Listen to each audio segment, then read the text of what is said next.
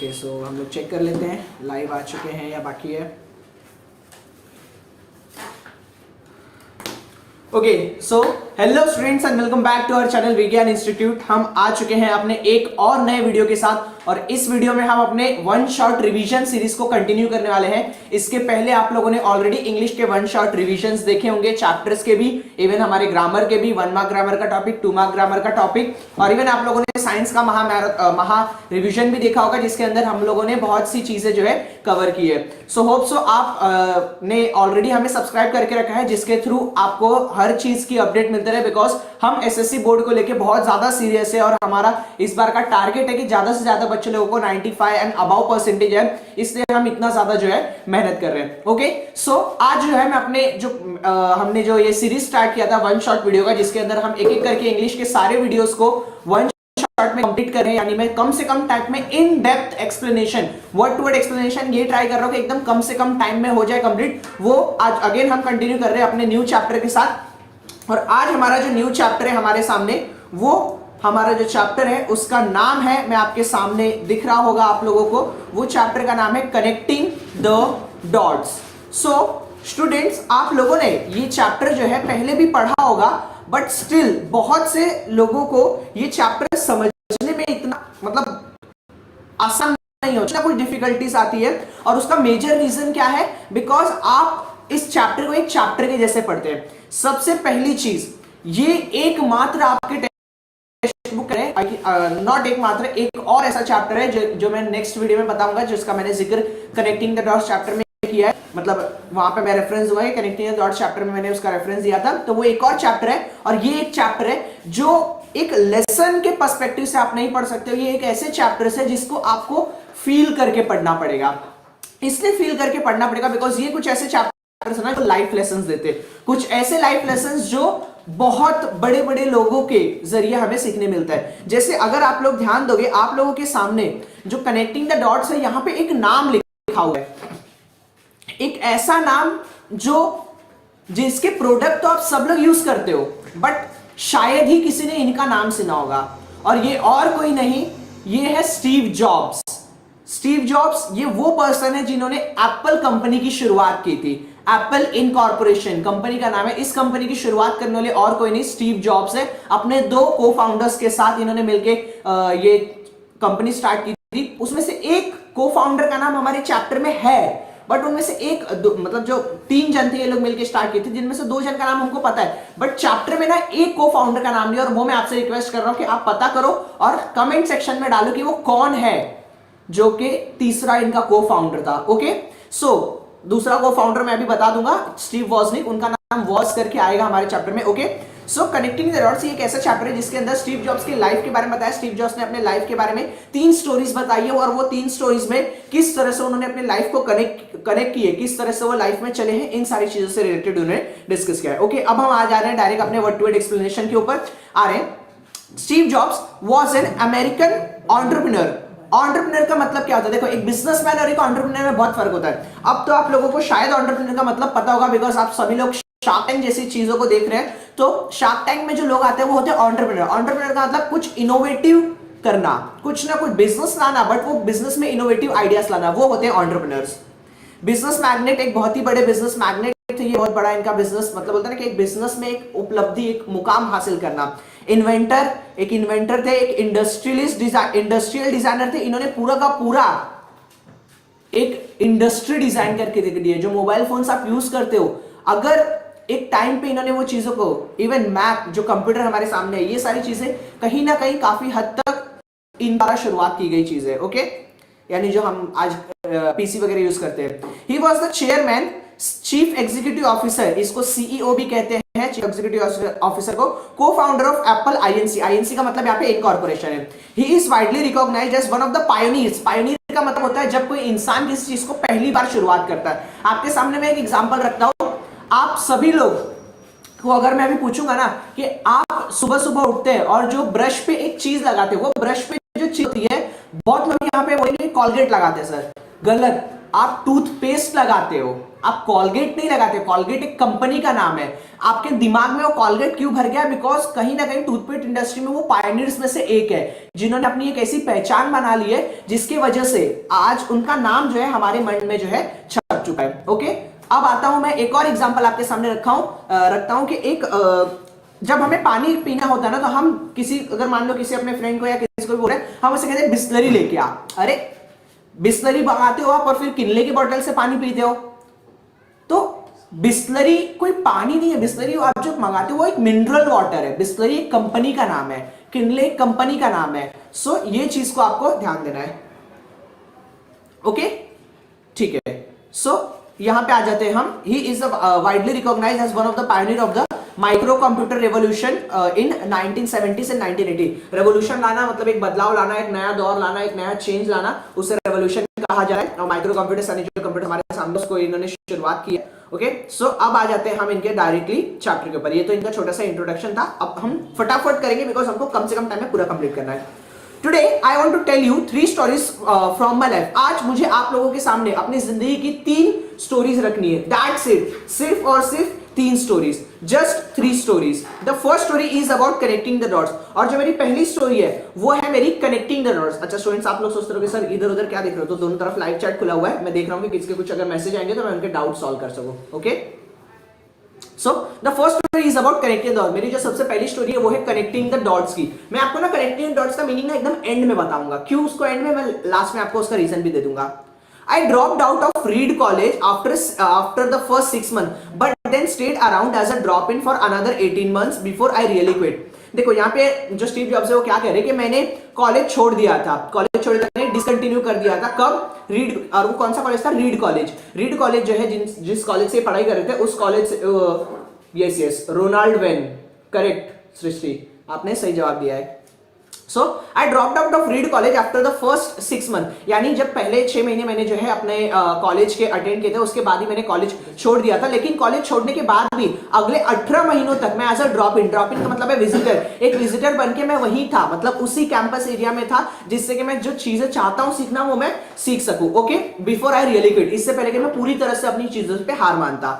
Looking back it was one of the best decision I ever made. और आज मैं अपने लाइफ में पीछे मुड़ के देखता हूं ना, स्टीव जॉब्स कहते हैं कि आज मैं अपने लाइफ में अगर पीछे मुड़ के देखता हूं तो वो मेरे लाइफ के सबसे one of the best decision में से एक था। I could stop taking the required classes that didn't interested me. मैंने वो क्लासेस लेना छोड़ दिया था जिन क्लासेस के जरिए मुझे जो है मजा नहीं आता था। And begin dropping in on the ones that looked interesting. और मैंने उन क्लासेस को लेना स्टार्ट कर दिया था, नहीं मैंने उन क्लासेस में मैं बैठना शुरू कर देता, उन क्लासेस को अटेंड करना मैंने शुरू कर देता जिन चीजों में मुझे रियली इंटरेस्ट आता था।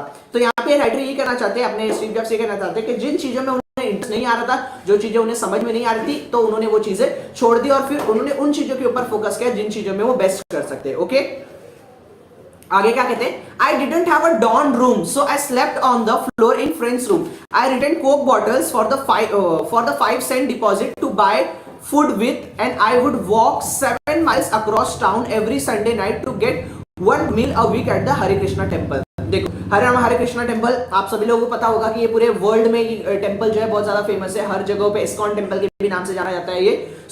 तो यहाँ पे राइटर क्या कह रहे हैं, यानी अपने स्टीव जॉब्स क्या कह रहे हैं कि मुझे जो मेरे पास एक आलिशान डॉर्मेटरी यानी एकदम मखमल के जैसा जो है आलिशान रूम नहीं था, तो मैं कहाँ सोता था? मैं अपने फ्रेंड के जो है घर में जमीन पर सोता था। और मैं कोक के बॉटल्स, कोल्ड ड्रिंक्स के जो बॉटल आते हैं, उसके कांच के जो बॉटल्स आते, तो जो फॉरेन कंट्री से अपने वहां पे जो है वो कांच के बॉटल्स रिटर्न करने पे कुछ ना कुछ उनको जो है उसके जरिए सेंट्स मिलते, यानी पैसे मिलते थे। ठीक है, तो यहाँ पे वो कोक बॉटल्स को रिटर्न करते थे जिसके जरिए उन्हें 5 सेंट मिलता था, जिसके थ्रू वो जो है खाना खरीद के खाते थे। And I would walk 7 miles across, और वो 7 मील तक चल के जाते थे टाउन से हर संडे को। कब? हर संडे को, हर संडे की रात को।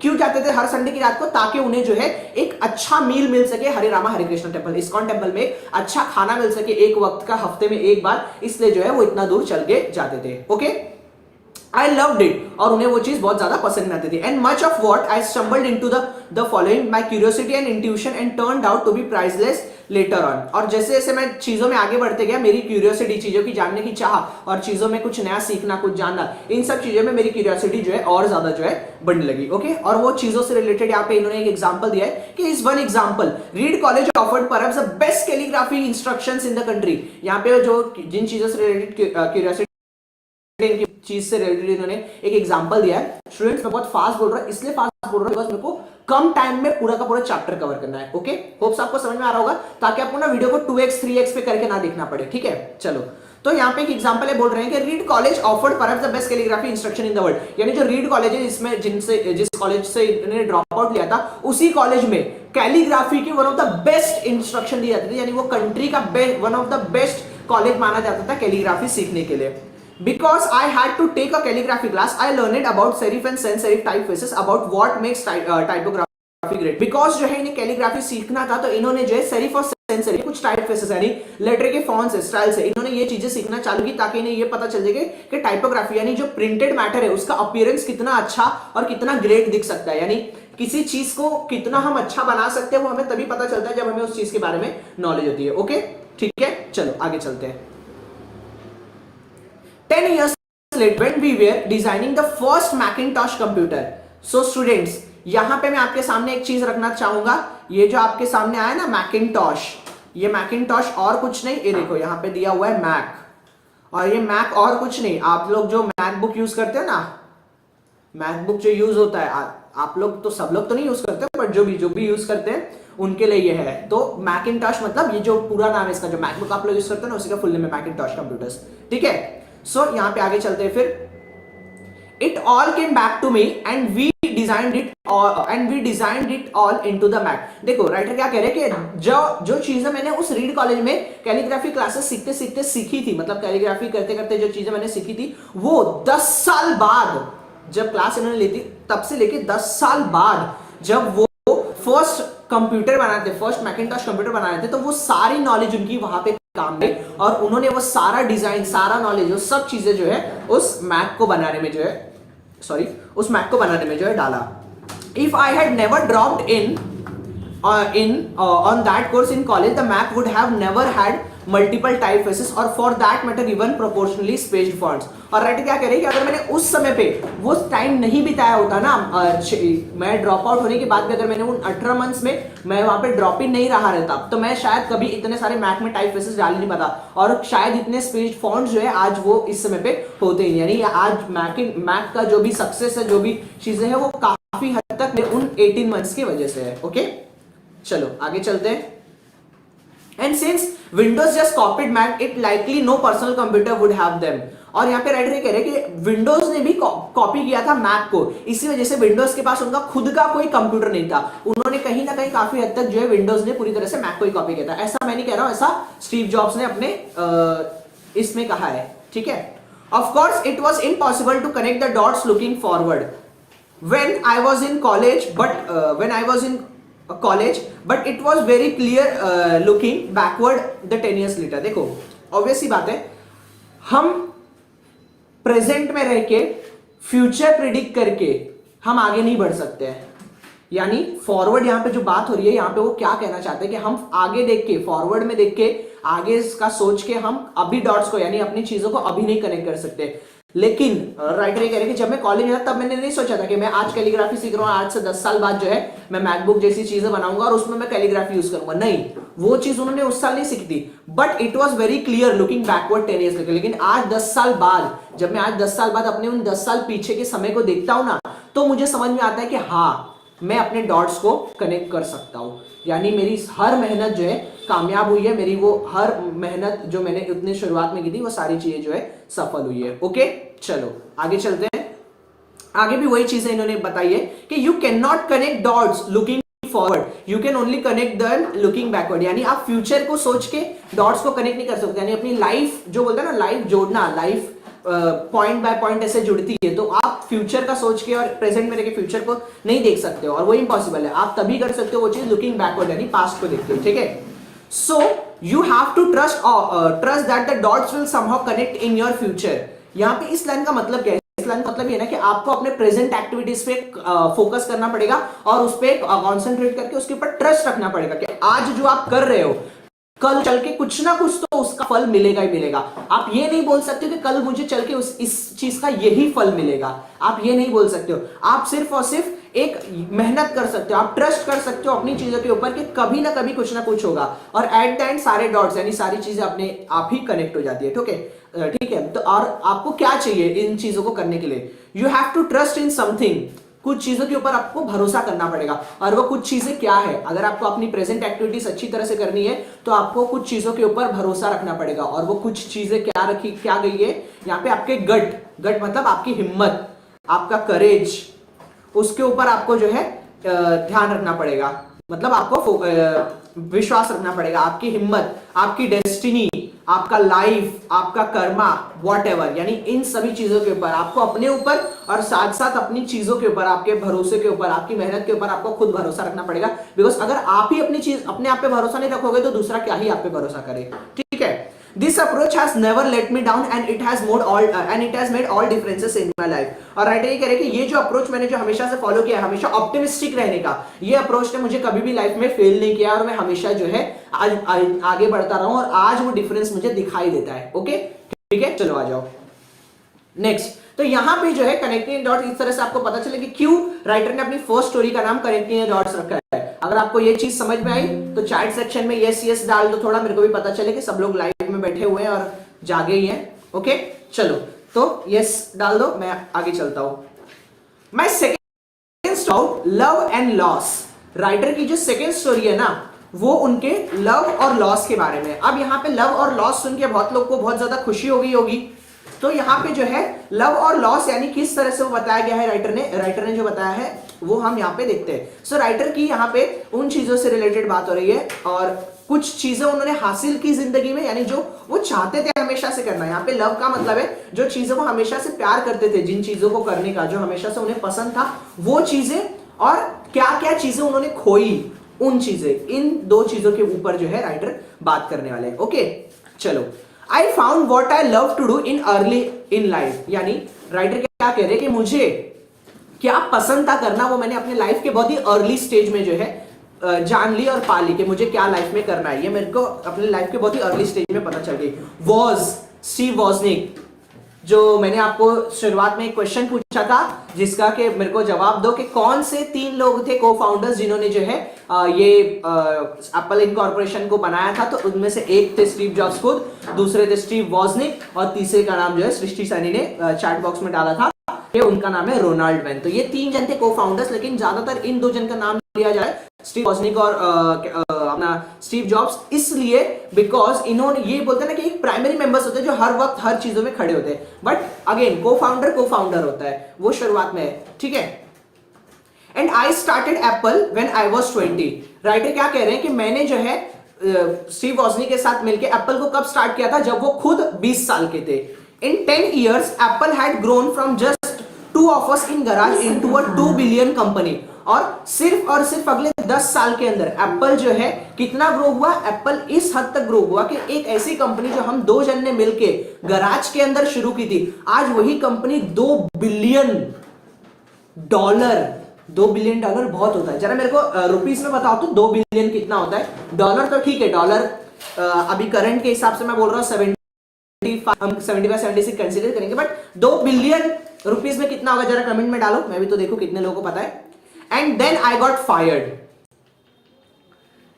हो गया। जिस कंपनी को स्टीव जॉब्स ने अपने दम पे अकेले खड़ी की थी, उसी कंपनी से स्टीव जॉब्स को निकाल दिया गया। समझ लो? ओके, इट वॉज डिवास्टेटिंग, यानी वो मेरे लिए बहुत ही ज्यादा डिस्ट्रेस था, बहुत ही ज्यादा सीवियर शॉक था मेरे लिए, ऐसा स्टीव जॉब्स कह रहे। दुनिया में ना हर कोई स्टीव जॉब्स नहीं होता है, ये भी बात ध्यान रखना। आपको निकाला गया है इसका मतलब ये नहीं कि आप स्टीव जॉब्स हो। सो ये बात हमेशा ध्यान रखना है कि स्टीव जॉब्स जैसे लोग अगर निकाले जाते हैं तो उनकी कुछ वैल्यू होती है। ओके, चलो आप। सो यहां पे हम आगे कंटिन्यू करते हैं।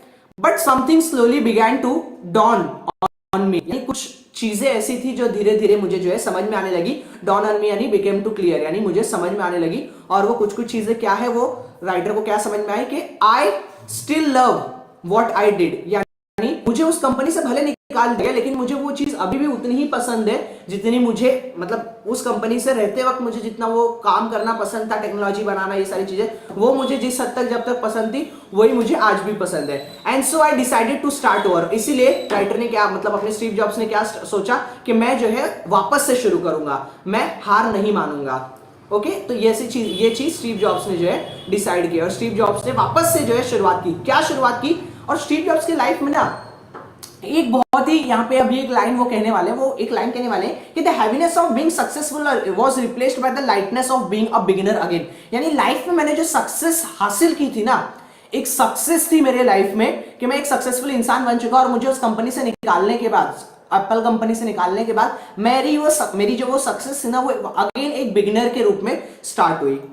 सो अब हमारे सामने एक और एग्जांपल है, आप लोगों ने भारत पे का नाम भी सुना होगा। अगेन चीजों को उनको निकाल भले दिया गया, बट स्टिल जिस हिसाब में चीजें डिमोटिवेट होती है कंपनी को लेके, वो चीजें नहीं जमती है और यहां पे स्टीव जॉब्स कोई वैसा काम नहीं करते थे। तो अगर आपको किसी कंपनी से निकाला जा रहा है, मतलब ये नहीं होता है कि आप उस कंपनी को एकदम ही पूरी तरह से बर्बाद करने पे आओ, ये करने पे आओ। आप अपनी उतनी वैल्यू बनाओ, बना के दिखाओ कि हाँ अपनी वैल्यू है, और फिर समझ में आए ना कि आप किस हद तक हो कामयाब या किस हद तक लायक हो। तो यहाँ पे वो लायकी जो है स्टीव जॉब्स ने अपनी हासिल की थी और स्टीव जॉब्स ने जो है वो चीज लाई थी।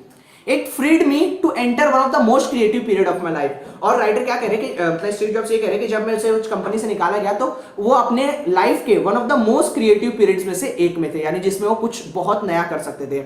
During the next 5 years I started a company, next another company named Pixar. देखो स्टूडेंट्स, मैं आपके सामने एक चीज रखना चाहूंगा। हाँ, अगले 5 साल के अंदर राइटर ने जो है नई कंपनी स्टार्टेड, यहां पे इन्होंने एक नई कंपनी स्टार्ट की और वो कंपनी का नाम है ना नेक्स्ट। ये जो है ये कंपनी नेम है, याद रखना। बहुत लोगों को ना समझ नहीं आता है, यानी पता नहीं रहता है और वो लोग नेक्स्ट समझ के छोड़ देते हैं। और इन्होंने बोला ना नेक्स्ट 5 years में I started a company next. ये नेक्स्ट उनकी कंपनी का नाम है। Another company named Pixar. Pixar का तो नाम आप सभी लोगों ने सुना होगा, एक एनिमेशन स्टूडियो है। तो ये भी एक कंपनी है जिसकी शुरुआत जो है खुद स्टीव जॉब्स ने की थी। एंड फेल इन लव, और उसी वक्त वो एक प्यार में भी पड़ गए थे, और वो प्यार में किसके थे? With an amazing woman who would became my wife. वो मतलब जिस वुमेन के प्यार में पड़े थे वो अल्टीमेटली जो है उनकी वाइफ बन गई। Pixar is now the world's most successful animation studio, Apple bought NeXT. देखो पिक्सर आज एक वर्ल्ड का one of the most successful animation studio में से जो है एक है, और एप्पल जो कंपनी है उस एप्पल कंपनी ने नेक्स्ट जो कंपनी है वो नेक्स्ट कंपनी को खरीद लिया। ओके, अब यहाँ पे मैं इसके बारे में बताऊंगा, अगर ये यहाँ पे है बिकॉज रिकॉल नहीं हो रहा है कि चैप्टर में ही बात है या मैंने अलग से बताई है बच्चों को, तो मैं आपके सामने रखूंगा, ठीक है। I returned to Apple and the technology we developed at Next is at the heart of Apple's current renaissance। renaissance का मतलब होता है रीबर्थ, ठीक है। renaissance का क्या मतलब होता है? रीबर्थ। यहाँ पे देखो बोला ना एप्पल ने बॉट किया नेक्स्ट को, तो ऐसा एप्पल कुछ अपना बहुत बड़ा नहीं हो गया था। कैसे एप्पल ने खरीदा नेक्स्ट को? यहाँ पे आई रिटर्न टू एप्पल। बेसिकली जिन लोगों ने, मैं आपको बता देता हूँ, ऐसे ये एप्पल में रिटर्न नहीं गए थे। जिन लोगों ने, जिन बोर्ड ऑफ डायरेक्टर्स ने एप्पल में से स्टीव जॉब्स को निकाला था, उन्हीं बोर्ड ऑफ डायरेक्टर्स ने एक टाइम के बाद, बिकॉज टेक्नोलॉजी दिमाग सब इसका था, अपना स्टीव जॉब्स का था, और उन्हीं लोगों की वैल्यू होती है जिनका एक्चुअल में एग्जिस्टेंस मैटर करता है, अदरवाइज उठा के फेंक दिया जाता है, मतलब ही नहीं, जाओ घर जाओ अपने। तो यहाँ पे स्टीव जॉब्स उनमें से नहीं थे। यहाँ पे स्टीव जॉब्स एक ऐसे थे जिनका एक्चुअल में कंट्रीब्यूशन था उस कंपनी में, जिन्होंने खुद उस कंपनी को खड़ा किया था उस कदमों पे, और जब उन्हें निकाला गया तो वो कंपनी डूबने पे आ गई थी, और डूब रही थी कंपनी। तो ये क्या बोलते, अपने जो बोर्ड ऑफ डायरेक्टर्स है, ये सभी लोग स्टीव जॉब्स के पास गए थे, उन्हें अगेन वो पोस्ट जो है ऑफर की, जिस पोस्ट से उन्हें निकाला गया था, और वहां पे जाके स्टीव जॉब्स ने अगेन वो कंपनी को जो है ज्वाइन किया। और जब उन्होंने ज्वाइन किया तो वहां पे उन्होंने नेक्स्ट कंपनी के अंदर जो भी टेक्नोलॉजी बनाई थी, वो सारी टेक्नोलॉजी जो है यहाँ पे एप्पल का जो रिनाइसेंस हुआ, यानी एप्पल का जो रीबर्थ हुआ, उसमें जितनी भी टेक्नोलॉजी उन्होंने नेक्स्ट कंपनी में रहते हुए बनाई थी, वो सारी टेक्नोलॉजी जो है वहां पे उन्हें यूज में है। तो इस वे में बोला गया है कि एप्पल बॉट नेक्स्ट। ओके, आपको समझ में आया होगा, बिकॉज ये चीजें ज्यादातर लोगों को खुद ही नहीं, बहुत से टीचर्स को खुद ही नहीं पता होता है। रीड करके बस एक्सप्लेन करना ये एक्सप्लेनेशन नहीं होता है, हमारे काम होता है कि आपको चीजें और भी बताते रहना। And Lawrence and I have a wonderful family together. Lawrence उनकी वाइफ का नाम है, वहां पे इनकी वाइफ के बारे में बात हो रही है कि लॉरेंस और वो, उन्होंने जो है अपनी फैमिली लाइफ जो है अच्छी तरह से बिताना, मतलब उसके बाद जो है वो एंजॉयमेंट से उनकी लाइफ चल रही थी, ठीक है। Sometimes life hits you in a head with a brick. Don't lose faith. The only way to do great work is to love what you do. यहाँ पे एक राइटर जो स्टीव जॉब्स हमारे सामने एक चीजें रखना चाहेंगे। ओके, बहुत सारे लोगों ने हमारे चीजें बताई है। ओके इंडियन रुपीज में इतना अमाउंट होता है, okay okay okay okay okay, yes yes. तो आ जाते हैं अपने चैप्टर के ऊपर। समटाइम्स लाइफ इट्स, यानी कई बार ऐसा होता है ना कि लाइफ जो है ना आपके सर पे एक पत्थर से बहुत जोर से मारती है फटका। वो फटका इसलिए नहीं मारती कि आप चोटिल हो जाओ, वो फटका इसलिए होता है ना ताकि आपकी आंखें खुल जाए। जब हम नींद में होते हैं, नींद में चलते रहते रात में उठते पानी पीने के लिए, नींद में चलते रहते हो तो आधी नींद में होती है और हमको आंखें नहीं खुलती है, और चलते चलते अचानक से जब टकराते हैं ना किसी चीज से, तो जब वो जो चोट लगता है ना उससे एक झटके में नींद खुल जाती है। तो बस वही चीज लाइफ हमारे साथ कई बार करती है। जब हम बहुत ज्यादा चीजों को फॉर ग्रांटेड ले लेते हैं ना, तो लाइफ हमें बहुत जोर से तमाशा मारती है और बोलती है कि याद करो तुम कौन हो, और उसके बाद जो है वो चीजें अपने मतलब लाइन पे आ जाती है। बट यहाँ पे स्टीवियस कह रहे हैं हार मत मानो, लेकिन डोंट लूज फेज, आप हार मत मानो। The only way to do great work is to love it you do. और अगर आपको जिंदगी में ग्रेट वर्क करना है, अगर कुछ बड़ा करना है, तो आपको वही काम करना पड़ेगा जिस चीज में आपको सबसे ज्यादा अच्छा लगता है, जो काम करने में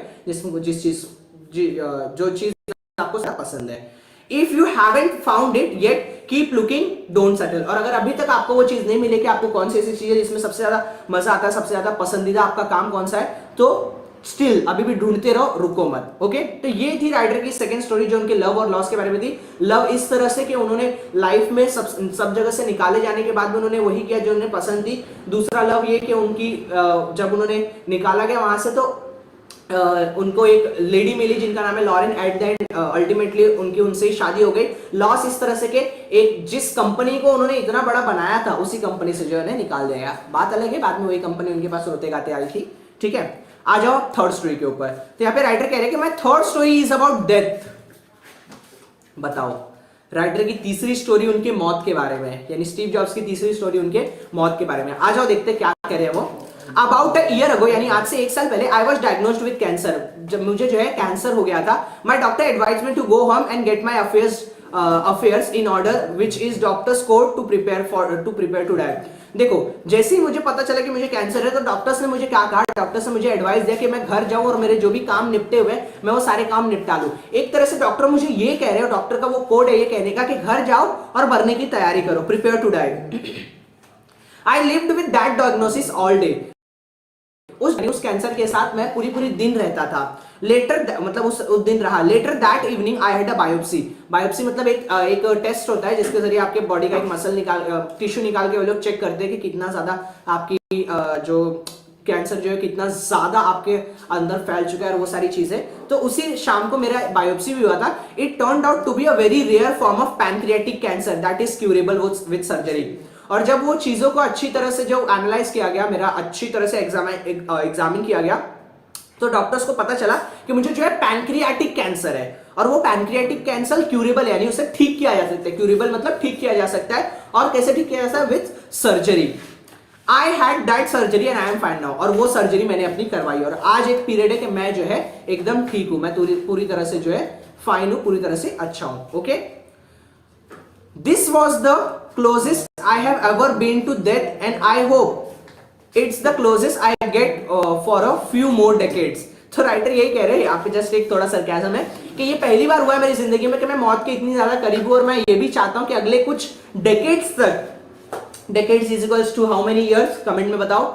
सो यहाँ पे राइटर ये कह रहे हैं कि मैं ये चाहता हूं कि कुछ और डेकेड्स तक जो है मैं मतलब वो जो मैंने फेस किया था डेथ को, यानी मौत को इतने सामने तक, वही मेरा अल्टीमेट फेस हो। कुछ डेकेड्स तक और मैं ना ही फेस करूं तो अच्छा है। ओके, ऐसा जो है अपने राइटर कह रहे हैं, यानी स्टीव जॉब्स कह रहे हैं। Having lived through it I can now say this to you, your time is limited so don't waste it living others someone's else life. तो राइटर ये कह रहे हैं कि मैंने वो मौत को इतनी करीब से देखा ना, तो उस मौत को करीब से इतना देखने की वजह से मुझे एक चीज समझ में आई है, मुझे ये चीज समझ में आई है कि जो हमारा टाइम जो है ना, वो टाइम लिमिटेड है। मैं आपको ये बात, राइटर बोल रहे हैं कि मैं तुम लोगों से एक बात शेयर करना चाहता हूँ, आप लोगों से एक बात करना चाहता हूँ कि आपकी जो टाइम है, यानी आपका जो समय है इस धरती पे, आपका जो लाइफ है वो बहुत लिमिटेड है। तो आप अपनी लाइफ, अपना टाइम किसी और की लाइफ को जीने में, कोई और क्या कर रहा है, कोई और कैसे क्या कर रहा है, क्या चीजें हो रही है, इन सब चीजों को जानने में, बताने में व्यस्त मत करो। अदरवाइज आपका लाइफ जो है औरों की जिंदगी को देखने में, जानने में ही निकल जाएगा और आप अपनी लाइफ कभी जी ही नहीं पाओगे।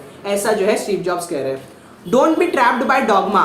डॉगमा मतलब किसी और की चीजों को सुन के, समझ के अपने पॉइंट ऑफ व्यू मत क्रिएट करो। यहाँ पे बहुत बड़ा सा मीनिंग लिखा है, बट मैं आपके सामने रख रहा हूं कि बोल रहा हूं, बता रहा हूं कि डॉगमा का मतलब है कि किसी और की बातें सुन के, किसी और का पॉइंट ऑफ व्यू सुन के आप अपने पॉइंट ऑफ व्यू मत बनाओ, which is living with the results of others people thinking. क्योंकि अगर कल को आप किसी और के पॉइंट ऑफ व्यू, किसी और की बातें सुन के आपने अगर डिसीजन ले लिया और कल को वो डिसीजन गलत निकला ना, तो आप रिग्रेट करोगे। लेकिन आप रिग्रेट करके खुद को नहीं दोषी ठहराओगे, आप रिग्रेट करोगे और सामने वाले को दोषी ठहराओगे और काफी लंबे समय तक आप उस चीज को एक बहाना मान लोगे। तो बेटर ये है कि आप कभी रिग्रेट ना करो, इसलिए आप अपने डिसीजन खुद लो, बिकॉज आपको रिग्रेट ना करना पड़े और आपको ये भी फील होगा कि आपने ही डिसीजन था, तो आप उस चीज को एक्सेप्ट कर पाओगे। Don't let the noise of others opinion down your own inner voice. आप ये मत होने दो किसी और के ओपिनियन को अपने ऊपर हावी मत होने दो, किसी और के ओपिनियन के बेस पे अपने चीजें डिसाइड मत करो। योर हार्ट एंड इंट्यूशन, आप अपने हार्ट की सुनो, आप अपने इंट्यूशन को, गट फीलिंग को सुनो।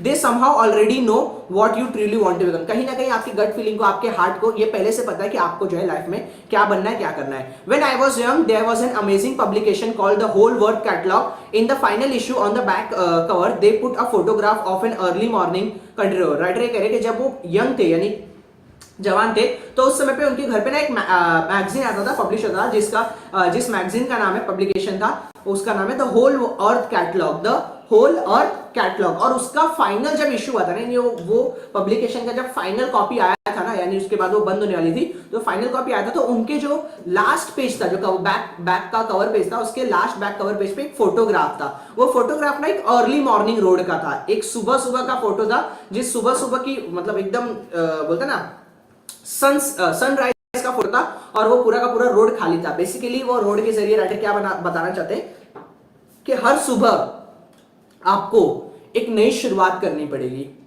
उस नई शुरुआत के साथ आप जिंदगी में आगे बढ़ोगे तो जिंदगी में कुछ ना कुछ जरूर हासिल करोगे।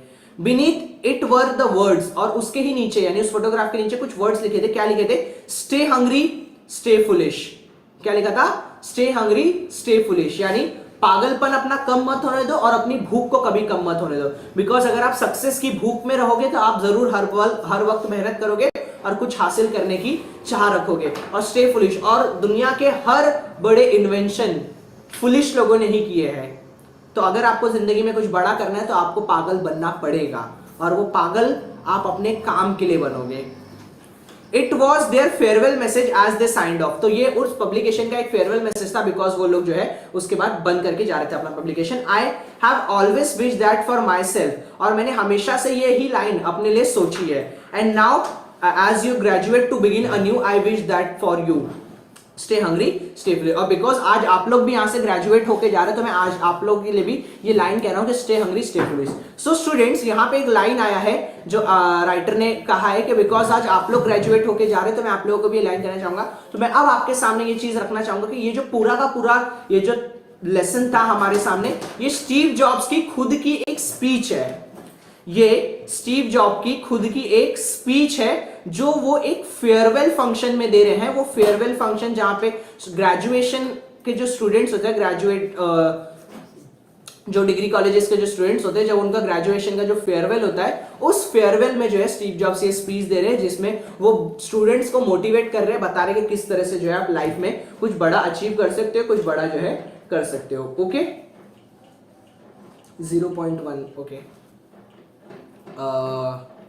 आई थिंक मैंने रिसेंटली कोई क्वेश्चन पूछा था, उसका 0.1 आंसर आया, मैं खुद ही भूल गया। 0.1 नहीं, डेकेड। यस आई थिंक याद आया मेरे को। डेकेड का मतलब होता है 10 ईयर्स। डेकेड का मतलब 0.1 नहीं, डेकेड का मतलब है 10 years. 1 decade is equals to 10 years होता है। ओके ध्यान रखो, 1 decade is equals to 10 years. ठीक है, चलो। सो इस तरह से ये चैप्टर है। ये चैप्टर बेसिकली एक स्पीच था जो स्टीव जॉब्स ने खुद ने दिया था एक फंक्शन में। तो यहाँ पे आपके सामने उन्होंने ये दी थी स्पीच, और मैंने आपके सामने जो है पूरी चीजें रखी। ये स्टीव जॉब्स की खुद की कही गई बातें हैं। ओके ये किसी राइटर ने लिखा है। सो स्टूडेंट्स, होप सो आपको ये पूरा चैप्टर समझ में आया होगा। मैंने ट्राई किया कि कम से कम टाइम में पूरा का पूरा चैप्टर रिवाइज करा के दूं आपको, और चीजें अच्छी तरह से आपको समझ में आ जाए। ओके सो आपके लिए एक काम, आप लोग जब भी चैप्टर पढ़ते हो ना, चैप्टर जैसे ही आपने पढ़ा ना, आप उसका वर्कशॉप जरूर सॉल्व किया करो। वर्कशॉप क्यों इंपॉर्टेंट है पता है आपको? अगर मेरी बात पे भरोसा नहीं होगा ना, मैंने एक एक वीडियो रिकॉर्ड किया है मैंने पेपर डिस्कशन का।